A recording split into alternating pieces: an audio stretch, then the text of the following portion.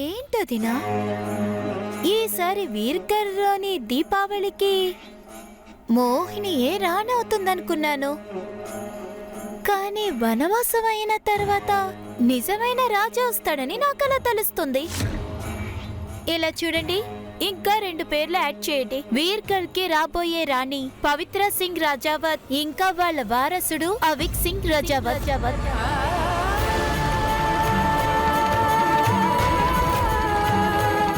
నీలో పారుతున్నది royal blood కాదు, ఎందుకంటే శరణంకల్ నీ అసలైన నాన్న కాదు.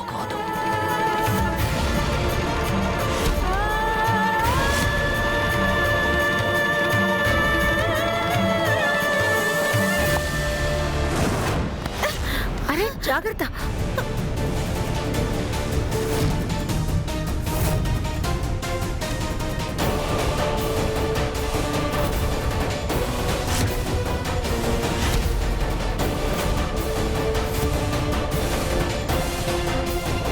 సరిగ్గా చూసుకోకుండా కాలు జారి పడ్డట్టున్నా.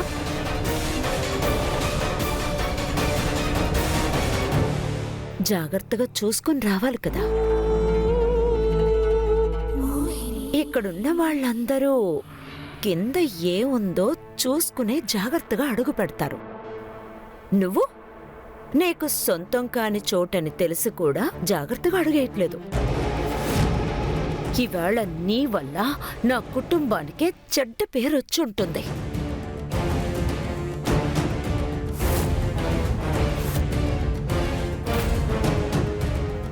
ఇది ఏంటి? కుటుంబంలో ఉన్న వాళ్ళ పేర్లు. నువ్వేంటి ఇష్టానికి లోపలికెళ్ళిపోతున్నావు? రాజ కుటుంబానికి సంబంధించిన వాళ్ళ పేర్లే ఉంటాయి. ఇప్పటి వరకు వీర్గర్ని ఎన్ని రాజులు మహారాజులు పరిపాలిస్తూ వచ్చారో ఇది వాళ్ళు వారి కుటుంబానికి సంబంధించిన వాళ్ళ పేర్లు. చివరిగా శరణ్ పేరు తన కుటుంబానికి చెందిన వాళ్ళ పేర్లు ఉన్నాయి.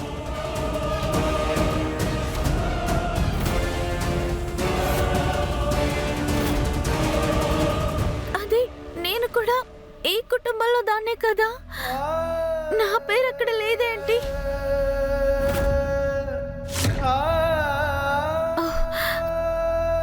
పెయింటర్ అంకల్, నా పేరు కూడా అక్కడ రాయండి. నా పేరు సాయినవి.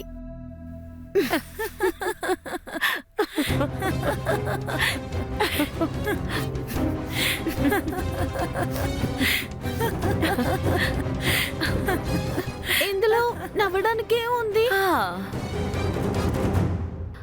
మారు, చెప్పండి మహారాణి. వెళ్ళు.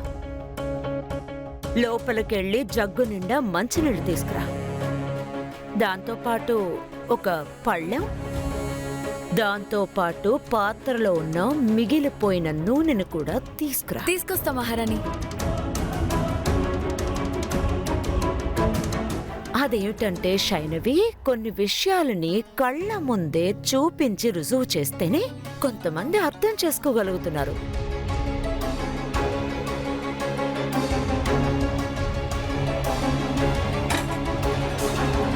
వీటిని బాగా చూడు. ఈ బంగారపు పాత్రలే వీర్గర్ యొక్క రాజ కుటుంబం. ఈ మంచినీళ్లు ఇక్కడున్న కుటుంబ సభ్యులు. వాళ్ళ పేర్లే అక్కడ రాస్తున్నారు. ఇంకా ఈ మిగిలిపోయిన నూనె ఇందులో మిక్స్ కూడా అవ్వట్లేదు.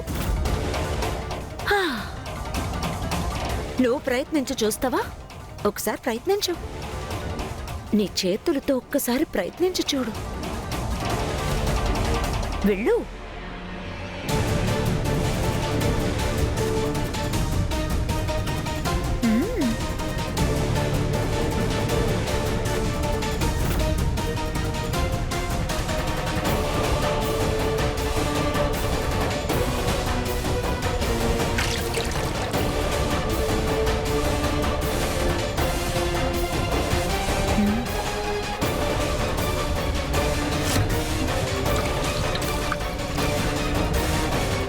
ఇది మిక్స్ అవ్వడం లేదు. అదేలా మిక్స్ అవుతుంది? ఈ మురికిగా ఉన్న నూనె నువ్వు.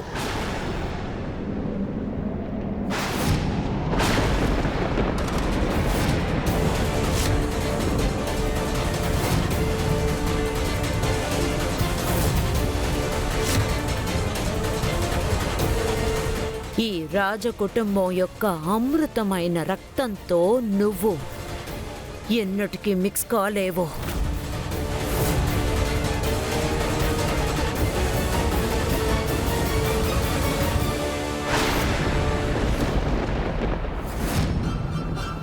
సొంత కూతురువి కాదు కదా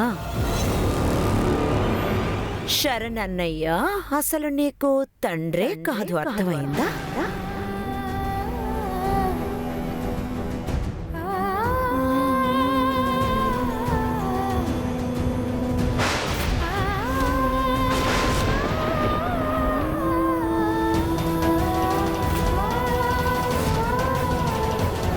మీ అమ్మకి పెళ్ళైనప్పుడు మీ అమ్మకి వరకట్నంగా వచ్చిందానివే నువ్వు.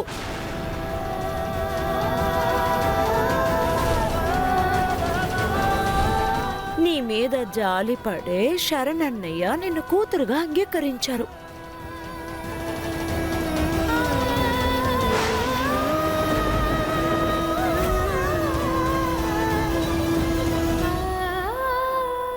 వదిని చెప్తుందంతా నిజమే.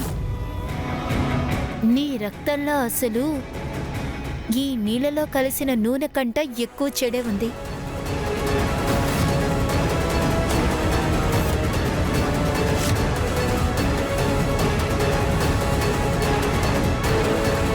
రాజా మహారాజు లాంటి వారికి ఇలాంటి కొన్ని రాజ్య అలవాట్లు ఉంటాయి మరి. కానీ శరణన్నయ్య ఉన్నారే, ఆయన మనసు కాస్త బలహీనమైనది. అందుకని సంతోషం కోసం ఉంచుకున్న ఒక నాట్యకారిణిని, అంటే మీ అమ్మని, ఒక భారంగా భుజం మీద వేసుకుని తిరుగుతున్నాడు.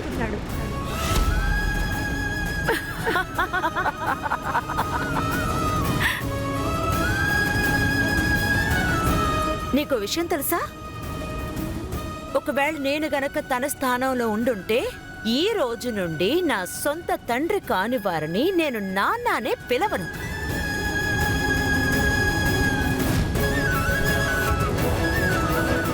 ఇలా చూడమ్మా, నిజమైన తండ్రి కాని వారిని నాన్న అని పిలిచిన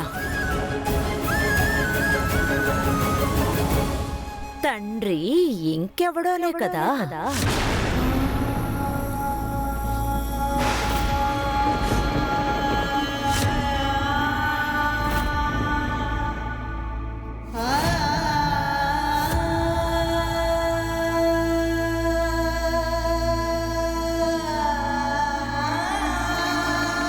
నీలో పారేది రాయల్ బ్లడ్ కాదు, ఎందుకంటే శరణ్ అంకుల్ ని అసలైన నాన్న కాదు. ప్లీజ్ బామ్మ, ఖబర్దార్, నా దగ్గరికి రావద్దు. నిన్ను చూడడం కూడా నాకు ఇష్టం లేదు. చరణ్ని, అతని భార్యని, అతని కొడుకుని క్షమించి అంగీకరించారు. కానీ ఇక్కడికి ఇంకొకరిని తీసుకొచ్చారు, వాళ్ళ అమ్మాయిని. అన్నీ తెలిసి కూడా మామయ్య, సేమ్ పించ్. మనిద్దరి టేస్ట్లు ఒకేలా ఉన్నాయి కదా. నువ్వు నేను ఎప్పటికీ ఒకటి కాలేము. నా డ్రెస్ ఇక్కడ కొంచెం లూజ్ గా ఉంది, కాస్త టైట్ చేస్తారా? ఇక్కడ క్షమించండి అమ్మా, మేము రాజకుటుంబ వ్యక్తుల డ్రెస్సులు మాత్రమే కుడతాము. మీ బట్టల్ని మా పని వాళ్ళకి చెప్పి కుట్టిస్తా.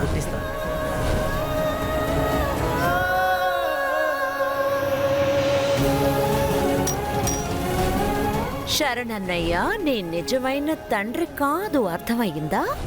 మీ అమ్మకి పెళ్ళైనప్పుడు వరకట్నంగా మీ అమ్మతోనే వచ్చిందానివి నువ్వు. నీ రక్తంలో అసలు ఈ నీళ్ళలో కలిసిన నూనె కంట ఎక్కువ చెడే ఉంది. లేదు లేదు, ఇలా జరగకూడదు. మా నాన్న నా దగ్గర ఇంత పెద్ద రహస్యాన్ని దాచుండరు.